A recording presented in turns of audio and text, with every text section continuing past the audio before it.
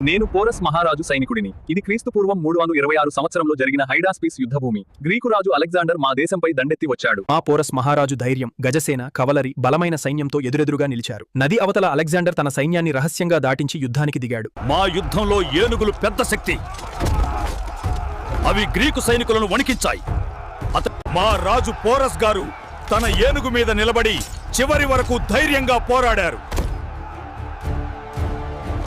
చివరికి యుద్ధం గ్రీకుల వైపు మొగ్గిన అలెగ్జాండర్ మా మహారాజు ధైర్యాన్ని చూసి ఆశ్చర్యపోయాడు. యుద్ధం గ్రీకుల వైపు తిరిగిన అలెగ్జాండర్ ఆయన ధైర్యాన్ని చూసి రాజువుగా ఎలా ప్రవర్తించాలి అని అడిగాడు.